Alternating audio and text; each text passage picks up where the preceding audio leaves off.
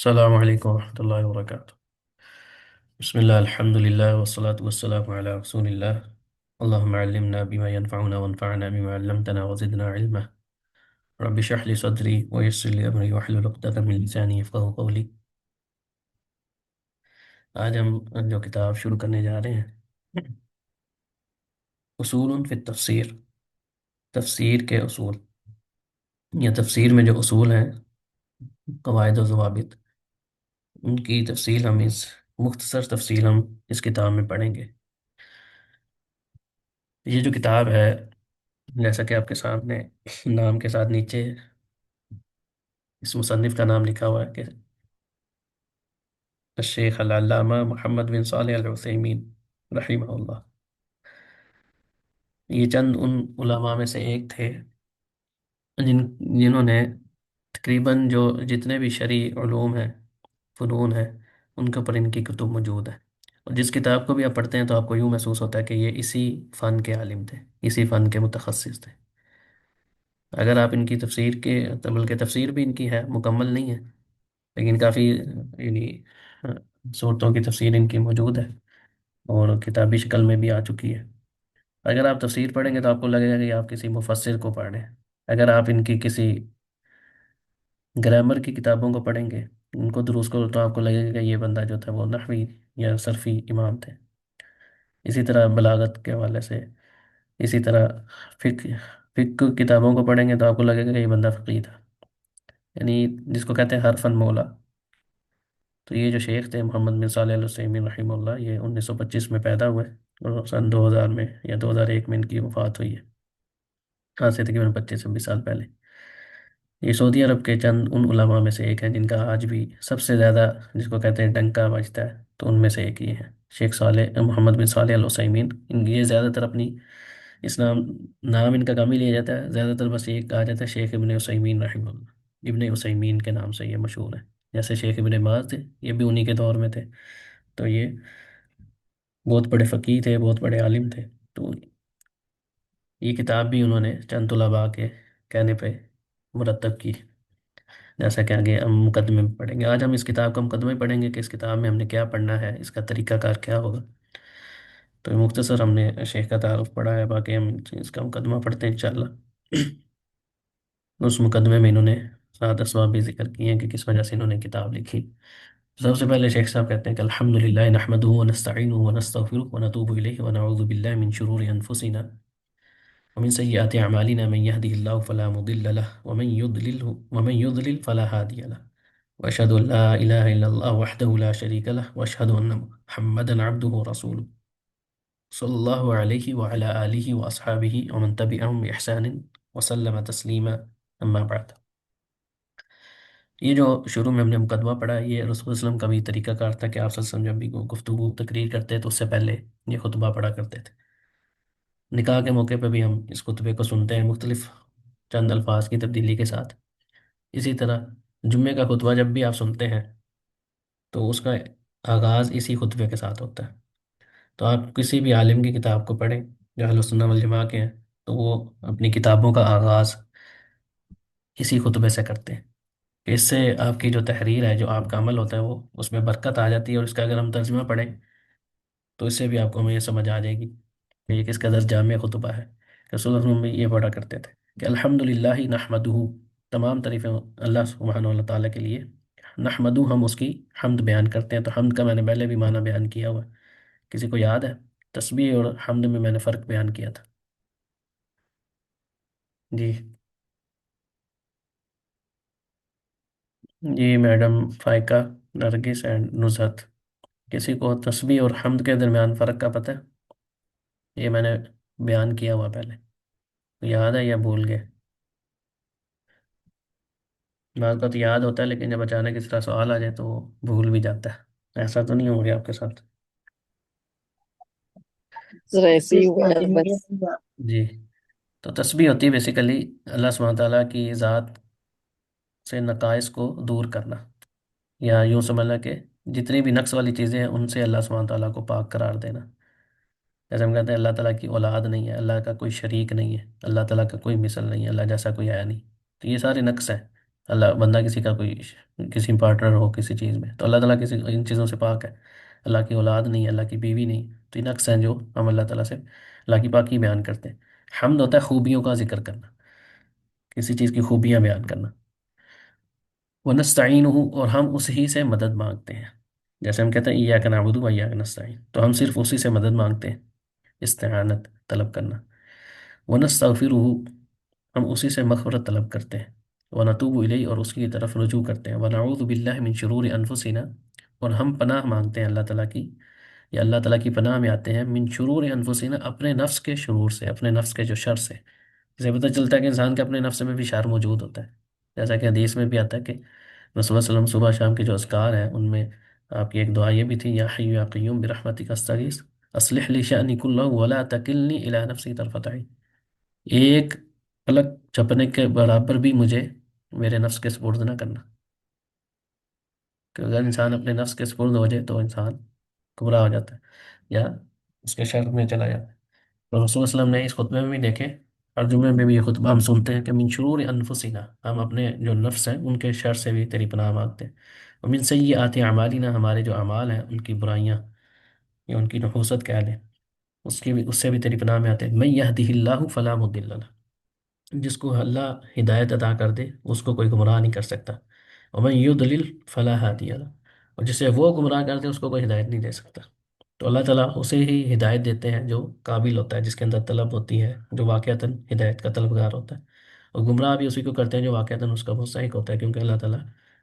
ظلم نہیں کرتے کسی کے اوپر۔ واشهد ان لا الہ الا اللہ اشہد ان لا الہ الا اللہ وحدہ لا شریک لہ، اور میں اس بات کی گواہی دیتا ہوں کہ اس کے علاوہ کوئی معبود برحق نہیں، وہ اکیلا ہے، اس کا کوئی شریک نہیں۔ واشهد ان محمد عبدہ و رسول، اور میں اس بات کی بھی گواہی دیتا ہوں کہ محمد صلی اللہ علیہ وسلم اللہ کے بندے اور اس کے رسول ہیں، صلی اللہ علیہ وعلی آلہ وسلم وعلیہ واصحابہ، اللہ تعالیٰ نبی کریم صلی اللہ علیہ وسلم پر سلامتی اور ان کی آل پر، ان کے صحاب پر۔ ومن تبعہم بإحسان وسلم تسلیم، اور جس نے بھی احسان کے ساتھ ان کی پیروی کی۔ احسان کا ہم نے مطلب پڑھ لیا تھا کہ اللہ تعالیٰ کی ایسے عبادت کرنا جیسے وہ آپ کو دیکھ، آپ اللہ کو دیکھ رہے ہیں، کأنک تراہ فإن لم تکن تراہ فإنہ یراک، کہ اگر تمہاری یہ کیفیت نہیں ہوتی کہ تم اللہ کو دیکھ رہے تو پھر یہ کم از کم انسان کی عبادت کرتے ہو کیفیت ہو کہ اللہ تمہیں دیکھ رہا ہے۔ اس کے بعد شیخ صاحب جو ہے نا اس کتاب کا مقدمہ شروع کرتے ہیں کہ اس کتاب کی تھوڑی اہمیت، یعنی اس کتاب کو ہم نے کیوں پڑھنا ہے، یا جو اصول ہے یا کسی بھی فن کے جو قواعد و ضوابط ہوتے ہیں ان کو جاننا کیوں ضروری ہے، تو اس کتاب کی بھی اہمیت کے بارے میں کہ ہم نے جو یہ کتاب لکھنی ہے اس کے پر اس کو کیوں پڑھنا چاہیے، اس کی وجہ کیا ہے۔ تو شیخ صاحب لکھتے ہیں کہ فإن من المهم في كل فن أن يتعلم المرء من أصوله ما يكون عونا له على فهمه وتخريج على تلك الأصول، کہ کسی بھی فن کو جاننے کے لیے یہ بڑا ضروری ہوتا ہے کہ انسان جو ہے نا وہ اس کے اصول سے واقف ہو۔ اب اصول یا قواعد یا ضوابط جو بھی ہیں، جب انسان ان کو جان لیتا ہے تو اس کا فائدہ کیا ہوتا ہے، تاکہ اس کو اس فن کو سمجھنے میں اور اس سے جو مسائل استنباط کیے جاتے ہیں اس کو، ان مسائل کو نکالنے میں، فوائد سے فائدہ اٹھانے میں اس کو فائدہ ہو۔ یعنی ایک بندے کو اگر اصول ہی نہیں پتا، کوئی اس کا پتہ ہی نہیں، آج کوئی کتاب پڑھ رہا ہے، کل کسی اور کتاب کو پڑھ رہا ہے، یا اس کتاب کو پڑھ رہا ہے، اس کو پتہ نہیں اس سے میں نے کیا کیا کیسے مسائل کو اخذ کرنا ہے، تو اس کا کوئی خاص فائدہ نہیں ہوتا۔ تو یہ اس کو فائدہ دیتے ہیں اصول، جب بھی آپ کسی چیز کے اصول کو پڑھتے ہیں نا، جو بندہ بغیر کسی پیٹرن کے چلتا ہے نا، کوئی بھی علم ہو، دنیاوی ہو یا دنیا دینی ہو، اس کا ایک خاص طریقہ کار ہوتا ہے، ایک طریقہ کار ہے اس علم کو، اس کا ایک خاص راستہ ہے، اس راستے سے ہی اگر آپ لیں گے تو آپ کو اس کا فائدہ ہوگا۔ اگر آپ اس راستے کو چھوڑ کے کسی چیز کے پیچھے بھاگیں گے تو ٹائم بھی ضائع ہوگا اور اینڈ پہ آپ کو حاصل بھی کچھ نہیں ہوگا۔ تو یہاں پہ بھی علم کے جو اصول ہے، کسی بھی فن کے جو اصول ہیں، ان کو، اصول کو حاصل کرنے کا، سمجھنے کا، علم سیکھنے کا جو فائدہ ہوتا ہے وہ اسی شخص کو ہوتا ہے، تاکہ اس فن کے اندر وہ ماہر ہو جائے۔ اور ایک اور فائدہ کیا ہوتا ہے کہ لیکون علمہ مبنیا علی اسس قویۃ وداع راسخہ، تاکہ اس کا جو علم ہے نا وہ کس چیز کے اوپر مبنی ہو، مضبوط بنیادوں پر۔ اگر کسی بلڈنگ کی بنیاد ہی کمزور ہوگی تو اس کو کیا فائدہ ہوگا؟ بلڈنگ اتنی بڑی کھڑی کر لے گی، ہلکی سی ہوا آئی یا کوئی بارش ہوئی، بلڈنگ خراب ہو جائے گی۔ تو جو اصول ہوتے ہیں، قواعد اور ضوابط ہوتے ہیں نا، یہ بیسیکلی اس علم کے، اس فن کے، یوں سمجھ لیں کہ بنیاد کی حیثیت رکھتے ہیں یہ۔ تو جو بندہ بھی ان اصولوں کو چھوڑ کے ڈائریکٹ کہ جی مجھے یہ فلانی چیز پتہ چل جائے، فلانی چیز، تو اس کو فائدہ ویسے نہیں ہوگا بنسبت اس شخص کے جس نے ایک طریقے کے ساتھ اصول اور ضوابط کا خیال رکھتے ہوئے ان کو پہلے سیکھا ہو، پھر اس کے مطابق علم کو حاصل کیا ہوگا، تو اس کو وہ چیز زیادہ فائدہ دے گی۔ جیسے کہ یہ عربی میں یہ بڑا مشہور مقولہ ہے کہ من حرم الاصول حرم الوصول، جو بندہ اصولوں سے محروم رہتا ہے نا، وہ اپنے مقصد سے بھی محروم رہتا ہے۔ جو اس کا مقصد ہوتا ہے نا اس علم کو حاصل کرنے کا، وہ اس سے بھی محروم ہی رہتا ہے، کیونکہ اس نے اصول اور طریقہ درست اپنایا ہی نہیں ہوتا۔ تو وہ بن اجل فنون العلم، جو سب سے جلیل القدر، تعظیم اور بڑا علم ہے نا، وہ کون سا علم ہے؟ بل ہوا اجلها اشرفها، جو سب سے زیادہ علم جو ہے نا، فن کوئی بھی تمام فنون تمام علوم سے بڑھ کے فضیلت اور بڑائی والا علم ہے، بزرگی والا، وہ کون سا علم ہے؟ علم التفسیر۔ وجہ کیا ہے اس کی؟ وہ تبیین معانی کلام اللہ، کلام اللہ، کیونکہ تفسیر کا جو تعلق ہے، تفسیر کا جو مطلب ہے نا، وہ میں آپ کو بتا دوں۔ تفسیر، جو ہم لفظ پوچھیں تفسیر، تفسیر کا مطلب ہوتا ہے، یہ باب ہے فسر یفسر تفسیر، کسی چیز کو کھول کر بیان کرنا۔ لیکن جب ہم خاص تفسیر کی بات کرتے ہیں تو اس کا جو مطلب ہوتا ہے، جب ہم کہتے ہیں قرآن کی تفسیر، تو تفسیر کا مطلب ہوتا ہے قرآن پاک یا اللہ تعالیٰ کا جو کلام ہے اس کا معانی، اس کے مطلب کو بیان کرنا۔ تو یہ اتنی معمولی بات نہیں ہے کہ انسان کسی بات کو اللہ کی طرف منسوب کر دے، یا اللہ تعالیٰ کی بات کو اس کا ایسا معنی بیان کرے جو اللہ نے کیا ہی نہ ہو۔ یعنی یہ اس قدر جتنا یہ بڑا علم ہے، اسی قدر اس میں اندر احتیاط بھی ضروری ہے۔ یہ نہیں کہ کوئی بھی آیت پکڑی، اس سے مراد یہ ہے جی، اس سے مراد یہ ہے، تو ایسا شخص اپنے اوپر تو ظلم کر رہا ہوتا ہے، ساتھ اپنے جو فالورز ہوتے ہیں ان کا بھی بیڑا گرک کر رہا ہوتا ہے۔ یہ انتہائی نازک علم ہے، جس کو کہتے ہیں نا کہ ایک جملے سے انسان جو ہے نا وہ جہنم کی گہرائیوں میں بھی جا سکتا ہے۔ جیسے حدیث میں آتا ہے کہ ایک بندہ کسی شخص کسی کلمے کو معمولی سمجھ رہا ہوتا ہے، لیکن اس ایک کلمے کی وجہ سے انسان جو ہے نا جہنم کی گہرائیوں میں چلا جاتا ہے۔ تو اس لیے یہ اس کا جو تفسیر کا تعلق ہے اللہ تعالیٰ کے کلام کے ساتھ ہے، تو اس وجہ سے یہ افضل ترین علم ہے تفسیر جو ہے، کیونکہ تفسیر کا مطلب کیا ہے؟ تبیین و معانی کلام اللہ، اللہ کے کلام کے معنی کو بیان کرنا، یہ مختصر ترین تفسیر کی تعریف ہے۔ باقی تفصیلی تعریف آگے بھی آئے گی۔ وقد وضع اہل العلم له اصولا، تو ظاہری بات ہے جب اس قدر اہم علم ہے تو اس کے اصول بھی ہونے چاہیے، کوئی قاعدے قواعد اور ضوابط تو ہونے چاہیے نا، کہ بھئی آپ نے کون سی بات کیسے کرنی ہے، اور یہ بات درست ہے، کون سی بات مانی جائے گی، اس کا طریقہ کار ہونا چاہیے۔ تو اہل علم نے اس کے بھی اصول مرتب کیے، کما وضع العلم الحدیث اصولا لعلم الحدیث اصولا، جیسے حدیث کے اصول ہیں، اصول حدیث بھی آپ کو کتابیں مل جائیں گی، اسی طرح اصول فقہ ہے، اسی طرح نحو صرف کے قواعد و ضوابط کی جو کتابیں ہوتی ہیں گرامر کی، وہ بھی آپ کو ملیں گی۔ تو ہر چیز کا کوئی نہ کوئی علوم ہے، تو یہ جو ان کے سب سے اہم علم ہے، تو اس کے بھی اصول اہل علم نے بنائے ہیں۔ تو شیخ صاحب کہتے ہیں قد كنت كتبت من هذا العلم، میں نے اس کتاب میں نے لکھا اس علم کے، ما تيسر لطلاب المعاهد العلمیہ فی جامعۃ الامام محمد بن سعود الاسلامیہ، یہ جس یونیورسٹی میں پڑھتا ہوں، یہ اسی یونیورسٹی میں شیخ بھی پڑھے ہوئے ہیں۔ تو شیخ کہتے ہیں کہ میں نے بیسیکلی یہ جو کتاب لکھی تھی نا، یہ اصول لکھے تھے میں نے اس یونیورسٹی کے طلباء کے لیے لکھے تھے، تاکہ ان کے لیے اصول کو سمجھنا آسان ہو۔ لیکن آگے کیا ہوا، فطلب منی بعض الناس ان افردها فی رسالہ، تو بعض طلباء نے یا لوگوں نے مجھ سے کہا کہ ہمیں الگ سے مستقل طور پہ ایک رسالہ ہی لکھ دو۔ تو ان کے کہنے پہ جو ہے نا یہ شیخ صاحب نے کتاب لکھی۔ تو یہ کہ جن لوگوں نے یہ شیخ کو مشورہ دیا تھا، ان کو بھی یقیناً اس میں سے اجر مل رہا ہوگا اس کتاب کو لکھنے میں۔ تو ایسی بہت سی ایسی کتابیں ہیں، تاکہ امام بخاری رحمہ اللہ کی بھی اگر آپ دیکھیں، جو بخاری، صحیح بخاری کو اصح الکتب بعد کتاب اللہ، اللہ کی کتاب کے بعد سب سے صحیح ترین جو کتاب ہے وہ صحیح بخاری ہے۔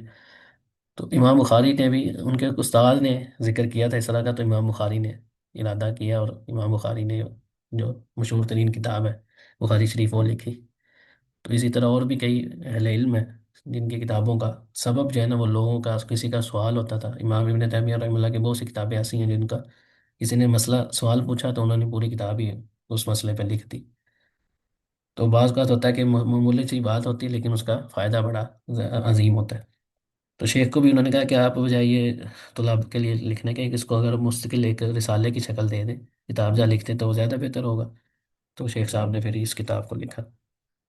اگر شیخ صاحب کہتے ہیں کہ اس کتاب میں، اب ہم اس کتاب میں ہم نے کیا پڑھنا ہے، وہ آج ہم انشاءاللہ آج کی کلاس میں صرف یہی دیکھیں گے، آج اس کو پھر مقدمہ سمجھیں، مکمل کرنے کی کوشش کریں گے۔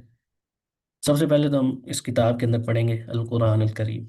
قرآن کریم کے متعلق، کہ متى نزل القرآن علی النبی صلی اللہ علیہ وسلم، قرآن کریم جو ہے وہ نبی کے وسلم پر کب نازل ہوا. ومن نزل به علیہ من الملائکہ، اور فرشتوں میں سے کون سا فرشتہ جو ہے وہ قرآن لے کر نازل ہوا. یہ عموماً ہمیں پتہ ہے، اس کا ہم اختصار کے ساتھ ہی ذکر کریں گے. اسی طرح اول ما نزل من القرآن، یہ تفسیر سے ریلیٹڈ کیوں یہ چیزیں ضروری ہیں، اس کی ہم انشاءاللہ آگے پڑھیں گے بھی تفصیل میں، کہ یہ بہت اہم چیزیں ہیں کہ ہمیں پتہ ہونا چاہیے کہ قرآن پاک کب نازل ہوا. یعنی اس کا تعلق ہے، جیسے ہم کہتے ہیں کہ مکہ میں مکی اور مدنی جیسے آگے آ بھی رہا ہے. یعنی اس علم کا جو تفصیل ہے، یا تفسیر لکھنے والے کے لیے یا مفسر کے لیے یہ چیزیں کیوں ضروری ہیں، اس کی ہم تفصیل آگے پڑھیں گے. اور پہلے نازل کون سا قرآن ہے، قرآن کا جو ابتدائی جو آیات ہیں یا صورتیں وہ کون سی ہیں، ان کے فوائد کیا ہیں، ان کو جاننے کا کیا فائدہ ہوتا ہے مفسر کے لیے، ایک عام آدمی کے لیے. اسی طرح نزول القرآن علی نوعین، سببی و ابتدائی. قرآن پاک کے نازل ہونے کی دو وجوہات ہوتی ہیں، دو انواع ہیں. ایک یہ ہے کہ کسی نہ کسی وجہ سے ہوتا ہے. کوئی معاملہ پیش آیا تو اللہ تعالیٰ نے اس کی رہنمائی کے لیے، یا کسی نے کوئی کام کیا اس کی سرزنش کے لیے، ڈانٹنے کے لیے، یا کسی معاملے کسی وجہ سے قرآن نازل ہوا، کوئی آیت نازل ہوئی. جیسے وضو کی آیت ہے، پانی ختم ہو گیا تو اللہ تعالیٰ نے تیمم کی آیت نازل کر دی. اسی طرح جیسے میں نے آج حدیث کی کتاب میں کہا کہ اللہ تعالیٰ نے کہا لما تحرم ما احل اللہ، اس چیز کو کیوں حرام کرتے ہیں جس کو اللہ نے حلال کیا. تو یہ سبب بھی اس کو کہتے ہیں کسی وجہ سے قرآن کا نازل ہونا. اور کچھ ہوتا ہے ابتدائی جو بغیر وجہ کے، یعنی اس کی کوئی خاص وجہ نہیں ہوتی کہ خاص موقع پہ یا کسی خاص موقع کی وجہ سے، کسی عمل کی وجہ سے نازل ہوا، بلکہ ویسے ہی اللہ تعالیٰ کی طرف سے وہ نازل ہو جاتا. تو اس کی دو وجوہات ہوتی ہیں، دو انواع ہیں. دوسری چیز ہے القرآن. اب قرآن کی دو قسمیں اس اعتبار سے، مکی مدنی، اس کا تعلق ہوتا ہے زمانے کے اعتبار سے. ایک ہوتا ہے جگہ کے اعتبار سے، ایک ہے زمانے کے اعتبار سے. تو اس کو بعض لوگ جگہ کے اعتبار سے مان لیں مکی مدنی، کہ مکہ میں جو نازل ہوا وہ مدنی ہے، مکی ہے جو مدینہ میں. تو یہاں پہ اس کی بات نہیں ہو رہی، اس کا تعلق زمانے سے ہے، ہجرت کے ساتھ. کہ ہجرت سے پہلے جو نازل ہوا وہ مکی ہے، جو ہجرت کے بعد نازل ہوا چاہے مکہ میں ہی نازل ہوا ہو، ہجرت کے بعد رسول مکہ آئے اور کوئی آیت نازل ہوئی وہ بھی مدنی ہی کہلاتی ہے. تو یہ زمانے کے اعتبار سے اس کی دو قسمیں ہیں، مکی اور مدنی. اور اسی طرح وبیان الحکمتی من نزولہ مفرقا، اس میں ہم یہ بھی پڑھیں گے کہ قرآن پاک جو ہے اس کو ایک ہی دفعہ میں کیوں نہیں نازل کیا گیا، اکٹھا کیوں نہیں نازل ہو گیا، 23 سال کے عرصے میں کیوں نازل ہو. وہ ترتیب القرآن، قرآن کی جو ترتیب ہے کہ پہلے سورہ فاتحہ ہے، اس کے بعد سورہ بقرہ، پھر آل عمران، پھر سورہ نساء، پھر یہ ترتیب کیوں ہے؟ ٹھیک ہے، یہ ترتیب کیوں ہے اور کس نے کی ہے یہ ترتیب، اس والے سے ہم پڑھیں گے. کتابت القرآن و حفظہ فی عہد النبی، نبی کریم صلی اللہ علیہ وسلم کے دور میں قرآن کو لکھنے کی کیا صورتحال تھی، کیا صورت تھی، اس کو حفظ اور محفوظ کرنے کا کیا طریقہ کار تھا. اس اعتبار سے بھی ہم پڑھیں گے کیا یہ جو ہمارے سامنے قرآن ہے آج، کیا رسول اللہ علیہ وسلم کے زمانے میں ایسا تھا یا نہیں تھا، کیا اس کی ترتیب ہوتی تھی. اسی طرح جمع القرآن فی عہد ابی بکر و عثمان رضی اللہ عنہ، کہ ابو بکر اور سیدنا عثمان غنی رضی اللہ عنہ اجمعین، ان کی دور خلافت میں قرآن پاک کو کیسے جمع کیا گیا. اس کے بعد کا ذکر اس لیے نہیں کہ کیونکہ سیدنا عثمان کے دور میں یہ جو آج ہمارے پاس قرآن ہے یہ سیدنا عثمان کا لکھا ہوا قرآن ہے، ان کے زمانے میں جو جمع کیا گیا تھا جس پہ تمام صحابہ کا اتفاق ہوا تھا. اور آج ہمارے پاس جو قرآن ہم پڑھتے ہیں یہ وہی والا قرآن ہے. اس کے بعد ہم پڑھیں گے تفسیر. یہ پہلے ہم نے قرآن پاک کے خاص قرآن سے ریلیٹڈ جو چیزیں تھیں وہ اس کتاب میں ہم نے پڑھنی ہے. اس کے بعد ہے تفسیر، اس کا مطلب کیا ہے، لغوی اعتبار سے کیا مطلب ہے، اصطلاحی اعتبار سے کیا مطلب ہے، اور بیان حکم ہی، اس کا حکم کیا ہے، تفسیر کرنے کا حکم کیا ہے، یہ جائز ہے، کن صورتوں میں حرام ہوتی ہے، کن چیزوں اس کی کیا صورت ہے، اس حوالے سے ہم پڑھیں گے. والغرض زمین، اس کا مقصد کیا ہے کرنے کا. اسی طرح الواجب علی المسلم فی تفسیر القرآن، ایک مسلمان کے لیے تفسیر قرآن کی جو تفسیر ہے اس کے حوالے سے کیا اس کا موقف ہونا چاہیے، اس کے اوپر کیا چیزیں ضروری ہیں، کون سی چیزیں واجب ہیں، اس حوالے سے پڑھیں گے. اسی طرح المرجع فی تفسیر الی ما یاتی، قرآن کی جو تفسیر ہے نا، یہ سمجھ لیں یہ جو اب ہم پڑھنے لگے نا یہ اصول ہیں جو ہم نے پڑھنے ہیں. یہ سارے اصول تو نہیں اس کتاب میں، اس لیے اس کتاب کا جو نام ہے اصول فی التفسیر ہے، یہ نہیں ہے اصول التفسیر. اصول التفسیر کا مطلب ہوتا ہے کہ سارے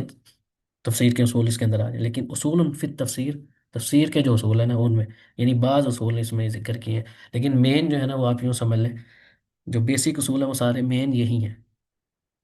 مین اصول یہی ہیں جو ہم اس کتاب میں پڑھیں گے مختصراً. تو پہلے یہ جو چیز ہے یہ المرجع، مرجع کہتے ہیں کسی چیز کی طرف رجوع کرنے والی جگہ یا چیز جس کی طرف رجوع کیا جاتا ہے. تو تفسیر کے اندر ان چیزوں کی طرف، ان اصولوں کی طرف رجوع کرنا ضروری ہے. وہ کون سے مرجع؟ کلام اللہ تعالیٰ بحیث یفسر القرآن بالقرآن، سب سے پہلی جو تفسیر ہے نا وہ قرآن ہی خود اپنی تفسیر کرتا ہے، اور اس پہ باقاعدہ اہل علم نے تفاسیر بھی لکھی ہیں، جیسے ادواء البیان فی تفسیر القرآن بالقرآن، یہ شیخ شنقیطی رحمہ اللہ کی، وہ بھی بہت زیادہ پرانے عالم نہیں تھے بھی، یعنی اسی صدی کے، یہ جو جن کی ہم کتاب پڑھیں شیخ صالح العثیمین، انہی کے زمانے کے تھے، ان کی کتاب ہے ادواء القرآن، ادواء البیان ہے غالباً فی تفسیر القرآن بالقرآن، اسی طرح اور بھی اس جن کے اندر انہوں نے تفسیر پوری جو ہے نا وہ قرآن کی تفسیر قرآن کے ذریعے، قرآن کی ایک آیت ہے وہاں پہ ایک مسئلہ بیان ہوا ہے، لیکن اس کی تفصیل جو ہے وہ کسی اور آیت میں یا کسی اور صورت میں بیان ہوئی ہے، تو اس اعتبار سے بھی اہل علم نے قرآن کی تفسیر کو لکھا ہے۔ تو سب سے پہلے جو ہے نا تفسیر کے اندر، بجائے اس کے کہ انسان اپنی کوئی بات کرے یا حدیث کی طرف یا دوسری، تو سب سے پہلے کہ قرآن کے وہی دیکھ لیجئے کہ قرآن نے اس کا کیا مطلب بیان کیا ہے، تو قرآن کے اندر ہی اس کا مطلب موجود ہو، تو یہ سب سے افضل ترین چیز ہے کہ اللہ تعالیٰ نے خود ہی اس کا مطلب کوئی بیان کر دیا یا اللہ کے رسول نے، یہ اب آگے آ جاتا ہے۔ تو سب سے پہلے کلام اللہ تعالیٰ بحیث یفسر القرآن بالقرآن، پہلا رسول ہے۔ دوسرا ہے کہ سنت الرسول صلی اللہ علیہ وسلم، ظاہری بات ہے کہ جس کے اوپر قرآن نازل ہوا ہے، جس کے اوپر وحی نازل ہو رہی تھی، جن کے اوپر قرآن نازل ہوا، سب سے بہترین معنی ان کا جو معنی ہوگا یا ان کا کوئی عمل ہوگا وہ بتائے گا کہ اس کا کیا مطلب ہے۔ تو رسول اللہ علیہ وسلم کی جو سنت ہے، حدیث ہے، لأنه مبلغ عن اللہ، کیونکہ اللہ تعالیٰ نے کی طرف یہ تبلیغ کی ہے، وہ اعلم الناس بمراد اللہ فی کتاب اللہ، تو سب سے زیادہ علم بھی وہی رکھتے تھے کہ کتاب کے اندر اس کی جو کتاب اللہ، اس کا مطلب کیا ہے، اللہ تعالیٰ کی اس لفظ سے، اس آیت سے کیا مراد ہے۔ اس کے بعد ہے کلام الصحابۃ رضی اللہ عنہم، لا سیما ذو العلم وهو العلم منهم والعناد بالتفصیل، کہ صحابہ کرام کا جو کلام ہے ان کی طرف رجوع کیا جائے، اور خاص طور پہ ان صحابہ کی طرف جو اہل علم تھے۔ میری بات ہے کہ سارے صحابہ کا علمی لیول ایک جیسا نہیں ہوتا تھا، جو خلفۂ راشدین ہیں، یہ اس پہ اجماع ہے امت کا کہ سب سے زیادہ علم کے اعتبار سے جو صحابہ میں سب سے بڑے علماء تھے وہ یہ خلفۂ راشدین تھے۔ اس کے بعد دیگر علماء جو تھے، جیسے معاذ بن جبل رضی اللہ تعالیٰ، ابو موسیٰ الاشعری، ابی بن کعب، ان کے مختلف پتہ چلتا ہے کہ فلاں جو ہے قرآن کی قرأت میں ماہر تھے، فلاں جو تھے فقی تھے، فلاں، تو اس اعتبار سے، تو اس میں جب تفسیر کے حوالے سے بات کرتے ہیں، جیسے عبداللہ بن عباس رضی اللہ تعالیٰ عنہ کی بات ہوتی ہے، تو ان کے اقوال کو دیکھا جائے گا کہ انہوں نے اس آیت کی کیا تفسیر کی ہے، انہوں نے اسے کیا مراد لی ہے۔ لأن القرآن نزل بلغتهم وبعصرهم، اب اس کی وجہ کیا ہے، یہ سات وجہ بھی ذکر کر رہے ہیں کہ اس کی وجہ یہ ہے کہ قرآن پاک ان کی زبان میں نازل ہوا اور ان کے زمانے میں نازل ہوا۔ اب ایک چیز آپ کے سامنے ہو رہی ہے، اس کو پتہ ہے، جو صحابی کوئی بات کر رہا ہے اس کو پتہ ہے کہ اس کے پیچھے ریزن کیا تھی، یہ آیت کس موقع پہ کس کے حق میں نازل ہوئی، کس کے خلاف نازل ہوئی، جو چیز وہ جانتے ہیں وہ بعد والے کو تو نہیں پتہ چلے گا، اس وجہ سے ان کا قول معتبر ہوگا تفسیر کے اندر۔ دوسرا چیز ہے کہ کلام کبار تابعین الذین اعتنوا باخذ التفسیر عن الصحابہ رضی اللہ، جو کبار تابعین تھے نا، جو صحابہ کے بعد، صحابہ کا جو دور ہے ان کے جو شاگرد ہیں، جس کو ہم تابعین، اور اس کے بعد تبع تابعین آتے ہیں، تابعین کے جو شاگرد ہوں یا ان کا زمانہ، تو ان میں سے بھی جو کبار تابعین ہیں جنہوں نے براہ راست صحابہ سے علم حاصل کیا تو وہ مشہور ہیں، یعنی ابن عباس رضی اللہ عنہ کے شاگردوں کا نام بھی معروف ہے، اسی طرح عبداللہ بن مسعود رضی اللہ تعالیٰ عنہ کے، اسی طرح اور بھی، تو انہوں نے چونکہ ڈائریکٹ صحابہ سے علم حاصل کیا اور صحابہ نے ڈائریکٹ نبی کریم صلی اللہ علیہ وسلم، تو ان کا اور رسول اللہ علیہ وسلم کے درمیان صرف صحابہ کا واسطہ ہے بس، تو ان میں جو کبار تابعین ہیں جنہوں نے، یہ علمی اعتبار سے بات ہو رہی ہے، یہ نہیں کہ جس کی عمر زیادہ ہو، بلکہ جس نے زیادہ سے زیادہ ٹائم جو ہے وہ صحابہ کے ساتھ گزارا، ان سے علم سیکھا، تو یہاں پہ جب ہم کبار کی بات کرتے ہیں، اس میں عمر کے اعتبار سے کم بات ہو رہی ہوتی ہے، علم کے اعتبار سے زیادہ بات ہو رہی ہوتی ہے، ٹھیک ہے، تو ان کا قوال جو ہے نا وہ زیادہ معتبر ہوتے ہیں۔ اس کے بعد ہوتا ہے جو ایک اور چیز ہے، وہ ہے ما تقتضی الکلمات من المعانی الشرعیہ او اللغویہ حسب السیاق، فإن اختلف الشرعی واللغوی اخذ بالمعنى الشرعی الا بدلیل یرجع اللغوی او یرجح اللغوی، ہاں، اس میں ان کلمات کا بھی اعتبار کیا جاتا ہے، چاہے وہ شرعی معنی ہو یا لغوی، سیاق کے اعتبار سے، یعنی آیت کا جو سیاق ہے، جس لفظ سے آپ کہہ رہے ہیں کہ سے یہ مراد ہے، اس کا سیاق و سباق بھی دیکھا جاتا ہے، اس سے پہلے کیا ذکر ہو رہا ہے، بعد میں کیا ذکر ہو رہا ہے، اور اگر شرعی اور لغوی معنی میں اختلاف آ جائے، یعنی جیسے ابھی ہم نے حدیث کے بھی، میں نے جو ہم نے پہلے سبق پڑھا اس میں ہم نے دیکھا کہ لغوی اعتبار سے یہ مطلب ہے، شرعی اعتبار سے یہ مطلب ہے، تو وہاں پہ شرعی اعتبار جو ہے نا اس کو ترجیح دی جاتی ہے، یعنی پہلے جو ہوگا وہ شرعی معنی مراد لیا جائے گا، اس کے بعد لغوی، لیکن کوئی ایسی چیز سامنے آ جائے جس سے پتہ چلے کہ یہاں پہ اس موقع پہ لغوی معنی مراد زیادہ ہے، تو وہ اس کی وجوہات ہوتی ہیں، وہ ہم آگے ذکر کریں گے، یعنی اس کو کب ترجیح دی جائے گی، کا شرعی لغت اصل میں لغوی معنی ہے جو ہے نا اس کو بعد میں ترجیح دی جاتی ہے، پہلے جو ہے نا اس کو شرعی معنی ہی لیا جاتا ہے، شرعی کیا مراد ہے اس سے، لغوی معنی تو عام تری باتیں ہوتی ہے، لیکن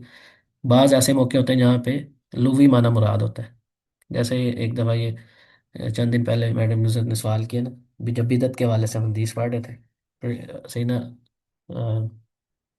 عمر رضی اللہ تعالیٰ نے فرمایا تھا نعم البدعۃ ہذی، کہ وہ جب امام کے ساتھ دوبارہ سے تراویح پڑھنا شروع کی تو اس موقع پہ سیدنا عمر رضی اللہ تعالیٰ تو وہاں پہ شرعی معنی تو نہیں مراد تھا نا، شرعی معنی تو بدعت ہوتا ہے دین کے اندر کوئی اضافہ کر دینا، تو وہاں پہ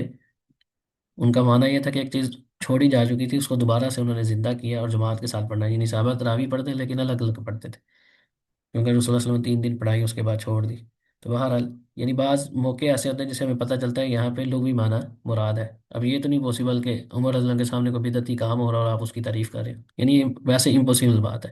اور رسول اللہ صلی اللہ علیہ وسلم نے کیا فرمایا، کل بدعت ضلالہ، ہر خطبے میں رسول اللہ صلی اللہ علیہ وسلم فرماتے ہیں کہ ہر بدعت گمراہی ہے، تو اس کا مطلب ہے کہ یہ شرعی معنی مراد نہیں ہے وہاں پہ، یعنی کچھ ہمیں کرینے ایسے ملتے ہیں جسے ہمیں پتہ چلتا ہے کہ یہاں پہ لغوی معنی مراد ہے، شرعی معنی مراد ہو ہی نہیں سکتا، خاص طور پہ عمر رضی اللہ تعالیٰ عنہ کے بارے میں ویسے بھی مشہور تھا کہ وہ دینی غیرت کے حوالے سے بڑے مشہور تھے کہ وہ معمولی سی چیز پہ بہت زیادہ وہ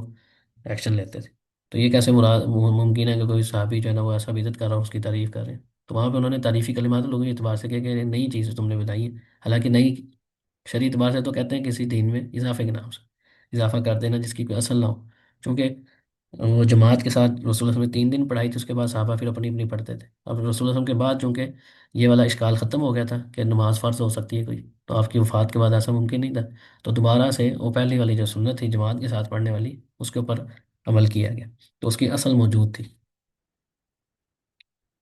تو یہ مین اصول ہے، اس کے بعد ہے کہ انواع الاختلاف الوارد فی تفسیر الماثور، بعض اوقات ہوتا ہے کہ تفسیر معصور، معصور بیسیکلی کہتے ہیں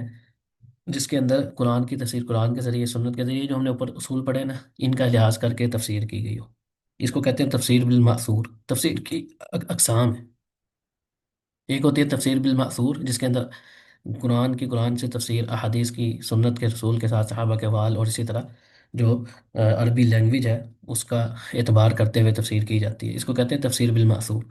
اور ایک ہوتی ہے تفسیر بالرائے، بالرائے جس میں انسان یا مجتہد جو ہوتا ہے نا وہ اپنی رائے سے کسی چیز کو یعنی اس کی تفسیر کرتا ہے قرآن پاک کی، تو اس کی بھی 2 قسمیں ہوتی ہیں، ایک قسم ہوتی ہے اس کو وہ قابل تعریف بھی ہوتی ہے کئی اعتبار سے، اور ایک ہوتی ہے مضموم ہوتی ہے کہ جس کے اندر ایسے معنی استعمال کرنا، ایسے معنی کا ذکر کرنا جس کی کوئی نہ اصل ہو نہ عربی لینگویج اس کو ایکسیپٹ کرتی ہو، جیسے آج کے دور میں بعض لوگ کرتے بھی ہیں کہ قرآن کے معنی جو آج 1400 سال میں کسی نے نہیں بیان کیے ہوتے، یا جس پہ امت کا ایک اتفاق رہا ہوتا ہے، جو اہل فن ہے ان کا اتفاق رہا ہوتا ہے، لیکن بیچ میں کچھ ایسے لوگ ہیں جنہوں نے اس کا مطلب کچھ اور بیان کر دیا، تو اس کو لے کے بڑھا چڑھا کے بیان کرنا میڈیا پہ آ کر بتانا کہ اس کا مطلب ایسے مراد ہے، تو یہ ساری تفسیر بھی رائے اور مضمون کے اندر شامل ہوتی ہے، تو یعنی جو تفسیر بھی رائے ہے وہ 2 طرح کی ہوتی ہے، ایک مضموم ہوتی ہے، ایک محمود ہوتی ہے جس کی تعریف کی جاتی ہے، لیکن اس میں بھی یہ ہوتا ہے کہ جو بندہ عالم ہوتا ہے جو اس کی تفسیر کر رہا ہوتا ہے وہ اجتہاد کے درجے پہ ہوتا ہے، یا وہ اجتہاد کرتا ہے، اور اجتہاد اس وجہ سے نہیں کرتا ہے اس کو بلکہ علم ہوتا ہے عربی لینگویج کا، عرب جو شاعر ہیں اور اس دور کے جو معاملات ہیں اسی طرح وہ ناسخ منسوخ کا اس کے پاس علم ہوتا ہے، اس کی روشنی میں وہ بات کرتا ہے، اب اس میں وہ 2 طرح کا احتمال موجود رہتا ہے کہ وہ صحیح بھی ہو سکتی ہے غلط بھی ہو سکتی ہے، ٹھیک ہے، تو اس کی تفصیل ہم آگے انشاءاللہ پڑھیں گے، اس کی آگے مثالیں بھی باذن اللہ امید ہے اس کتاب میں آئیں گی، آگے ہے کہ ترجمۃ القرآن تعریفها انواعها حکم کل نوع منها، کہ قرآن پاک کے ترجمے کے حوالے سے اس کی تعریف کیا ہے، اس کی کون سی قسمیں ہیں، اور اس کی ہر قسم کا جو حکم ہے وہ کیا ہے، اسی طرح ہم جو تفسیر کے مشہور صحابہ تھے ان کے تراجم سے مراد یہاں پہ ان کی سیرت بات کر رہے ہیں، کہ ان کی سیرت بھی پڑھیں گے انشاءاللہ، کہ 5 مشہور جو مفسرین ہیں نا صحابہ میں اور تابعین میں ان کا ہم ذکر کریں گے، جس میں سے 3 صحابہ کا ہوگا اور 2 تابعین جو ان کے مشہور شاگرد تھے، اسی طرح قرآن پاک کی جو تقسیم ہے اس اعتبار سے جیسے کہ قرآن پاک میں آتا ہے کہ ہن، یہ جس میں کہ اس کچھ آیات جو ہیں محکمات ہیں اور کچھ متشابہ آیات ہوتی ہیں جن کا معنی واضح نہیں ہوتا یا اس کی حقیقت کا ہمیں علم نہیں ہوتا، اس اعتبار سے قرآن کی جو قسم ہے اس کے متعلق ہم پڑھیں گے، اسی طرح جو راسخین فی العلم ہوتے ہیں، جو مضبوط علماء ہوتے ہیں علم کے اندر، ان کا موقف کیا ہوتا ہے، اور جن کے دلوں میں ٹیڑھ پن ہوتا ہے وہ ان کا کیا موقف ہوتا ہے متشابہ آیات کے بارے میں.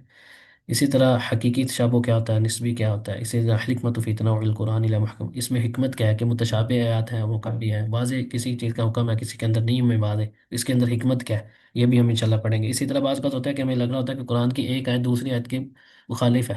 یعنی ایک آیت میں کچھ کہا جا رہا ہے بالکل اس کے برعکس دوسری آیت میں کچھ کہا جا رہا تھا، تو وہ ظاہراً ہمیں پتہ چلتا ہے کہ یہ ایک دوسرے کے خلاف ہے، تعارض آ رہا ہے، لیکن حقیقت میں وہ تعارض نہیں ہوتا. تو اس کے بارے میں بھی ہم پڑھیں گے، اس کا یہ کیوں ہے اور اس کا جواب کیا ہے، یہ والی چیزیں. اسی طرح قرآن پاک میں آپ کو پتہ ہے کہ اللہ تعالیٰ نے مختلف چیزوں کی اور مختلف الفاظ کے ساتھ قسمیں کھائیں، تو اس کی تفصیل پڑھیں گے. اسی طرح ہم اس کتاب کے اندر یہ بھی پڑھیں گے کہ قرآن پاک کے جو واقعات ہیں، سٹوریز قرآن پاک میں سابقہ اقوام کی یا انبیاء کی جو ذکر کی گئی ہیں، اس کی تعریف پڑھیں گے، ڈیفینیشن کیا ہے، اس کا مقصد کیا ہے، اور اس کو بار بار بعض بات ہوتا ہے کہ ایک ہی قصہ جو ہے وہ مختلف الفاظ کے ساتھ یا مختلف طریقوں سے مختلف جگہوں پہ قرآن پاک میں ذکر ہے، اس کے اندر حکمت کیا ہے. اور یا اس کے اندر بعض بات ایک جگہ پہ ہے، مختصر ہے، کہیں پہ تفصیل ہے، تو اس کے اندر یہ جو اختلاف ہے اس کی وجہ کیا ہے، کہیں پہ تفصیل سے ہے، کہیں پہ اختصار کے ساتھ ہے، کہیں پہ اسلوب چینج ہے، اس کی حکمت بھی انشاءاللہ آگے ہم پڑھیں گے. اسی طرح الاسرائیلیات التي وحمت فی التفسیر وموقف العلماء منها، اسرائیلیات کہتے ہیں ان روایتوں کو جو ہماری تفاسیر کے اندر موجود ہیں جن کا تعلق اہل کتاب کے ساتھ ہے، یعنی یہود و نصارہ کے جو کتب ہیں یا ان کی تفاسیر ہیں، ان کے اقوال جو ہماری کتابوں میں موجود ہیں، ان کے حوالے سے شرعی حکم کیا ہے، کہ ان کی کون سی بات جو ہے وہ قبول کی جائے گی تفسیر کے اندر، کون سی نہیں کی جائے گی، کس کے بارے میں خاموشی اختیار کی جائے گی، اس کا بھی ہم انشاءاللہ تفصیل سے پڑھیں گے. اسی طرح ضمیر کے بارے میں پڑھیں گے کہ ضمیر کسے کہتے ہیں، وہ کس کی طرف لوٹ رہی ہے اس حوالے سے. اور اسی طرح کہیں پہ ضمیر جو ہے اس کا یعنی ہونا، یا بعض اوقات مخاطب کا صیغہ ہوتا ہے، اچانک سے ضمیر کا استعمال کیا جاتا ہے، تو اس حوالے سے بھی تفصیل سے ہم انشاءاللہ یہ جو کتاب ہے اصول فی التفسیر، اس میں اب یہ جو ہم نے ہمارا مقدمہ مکمل ہو گیا ہے، یہ ساری چیزیں جو ابھی ہم نے ذکر کی ہیں انشاءاللہ اس کتاب میں ہم پڑھیں گے باذن اللہ. تو سب سے پہلا جو ہمارا ٹاپک ہے وہ القرآن الکریم، یہ انشاءاللہ ہم اگلے ہفتے باذن اللہ سے شروع کریں گے، اور کوشش کریں گے کہ زیادہ تفصیل میں نہ جائیں، جیسے شیخ نے لکھا ہے اسی پہ ہی رہیں گے. کہیں پہ ضرورت ہوئی تھوڑی تفصیل کی تو میں وہ کر دیا کروں گا، ورنہ ہم اسی کتاب پہ اکتفا کریں گے تاکہ یہ جلدی مکمل ہو جائے. اور عموماً یہ جو شیخ کی کتابیں ہوتی ہیں اس میں ہمیں ضرورت بھی نہیں پڑے گی زیادہ تفصیل کرنے کی. تو اللہ تعالیٰ سے دعا ہے کہ اللہ تعالیٰ ہمیں اخلاص کے ساتھ اس علم کو سیکھنے کی، اس کو سمجھنے کی، اس پر عمل کرنے کی، اور کما حق دوسروں تک پہنچانے کی بھی توفیق عطا فرمائے. بارک اللہ لی و لکم و لسائر المسلمین. سبحانک اللہم و بحمدک، نشہد ان لا الہ الا انت، نستغفرک و نتوب الیہ، وصلی اللہ علی نبینا محمد وعلی آلہ وصحبہ اجمعین. اگر آپ کا کوئی سوال ہے اس حوالے سے جو بھی میں کہہ رہا ہے، کیونکہ ہمارے پاس ابھی 4-5 منٹ ہے، اگر سوال ہے تو بتائیں، ورنہ پھر ہم اس کو کلوز کرتے ہیں. جی.